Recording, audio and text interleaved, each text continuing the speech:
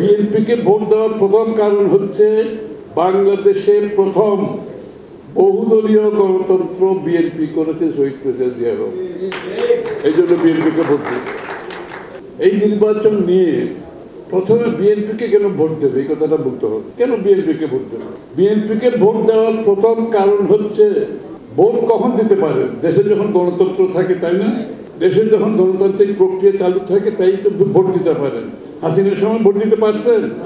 কারণ গণতন্ত্র ছিল না। তো বিএনপিকে ভোট দেওয়ার প্রথম কারণ হচ্ছে বাংলাদেশে প্রথম বহুদলীয় গণতন্ত্র বিএনপি করেছে শহীদ প্রেসিডেন্ট জিয়া রহমান।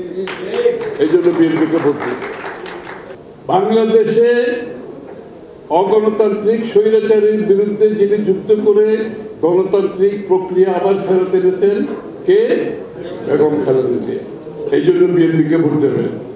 দীর্ঘ 7 বছর জেলে থেকেও গণতন্ত্রের বেলায় কোনো কম্প্রোমাইজ করেন নাই। জেলে থেকেছে, কম্প্রোমাইজ করেন না। এই জন্য বিএনপিকে ভোট দেবেন। বিএনপিকে কেন ভোট দেবেন?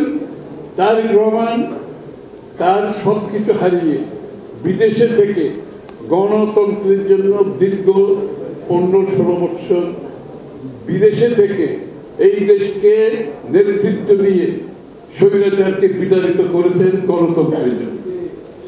সুতরাং বাংলাদেশের গণতন্ত্রের ইতিহাস হচ্ছে বিএনপি। বিএনপি এবং গণতন্ত্র একে অপরের পরিপূরক।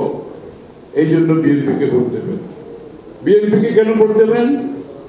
বিএনপি বাংলাদেশে প্রথম শুধু গণতন্ত্র চালু করেনি, প্রথম অর্থনৈতিক মুক্তির যে পথ বিএনপি সেটা খুলে দিয়েছে।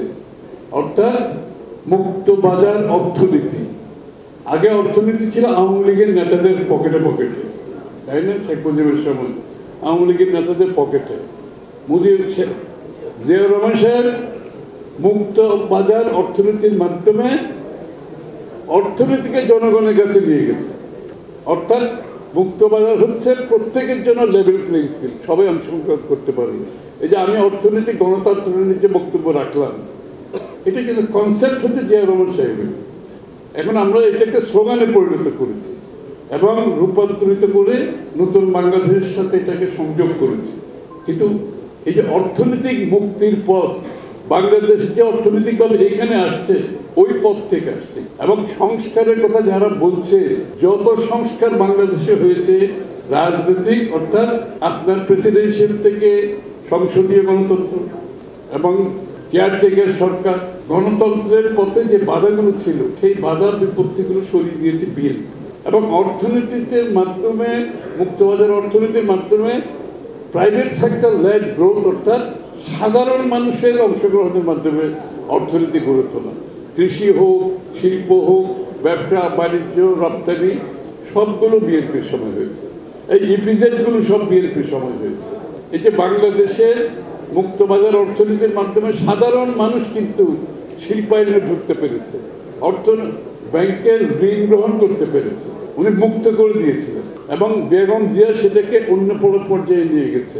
যখন বিএনপি ক্ষমতা থেকে যায় এই দেশের প্রবৃদ্ধি ছিল 7.06, যেটা এখন পর্যন্ত পৌঁছতে পারেনি। এবং সেই ধারা অব্যাহত থাকলে আজকে 10%, 11% প্রবৃদ্ধি হয়ে যেত। বাংলাদেশ আজকে অন্য লেভেলে চলে যেত।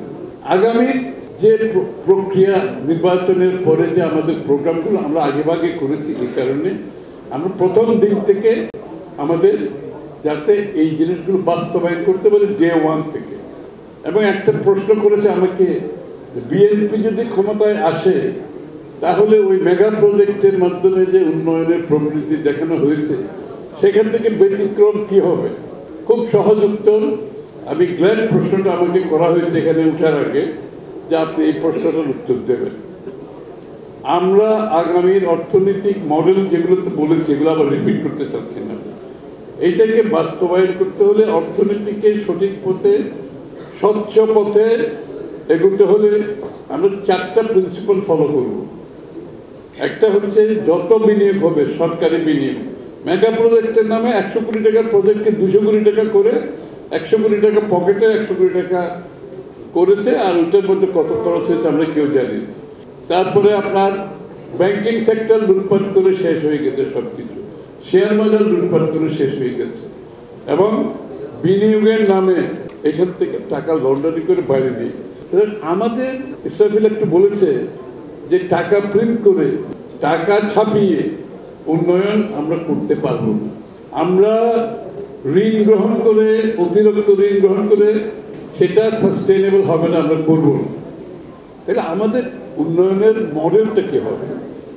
সাধারণ মানুষের বেলায় আমি বলছি এখন ম্যাক্রো মডেলটা কি হবে? সেটা হচ্ছে, প্রথমে হচ্ছে যে আমরা যত বিনিয়োগ সরকারের থেকে করব, মেগা প্রজেক্ট হোক, সাধারণ মধ্য হোক, ছোট হোক, প্রত্যেকটি বিনিয়োগের জন্য আমাদের 4টে জিনিস ফলো করবো। একটা হচ্ছে ভ্যালু ফর মানি, আমি যে বিনিয়োগটা করব সেই বিনিয়োগ থেকে আমি মূল্য পাবো কিনা, ভ্যালু পাবো।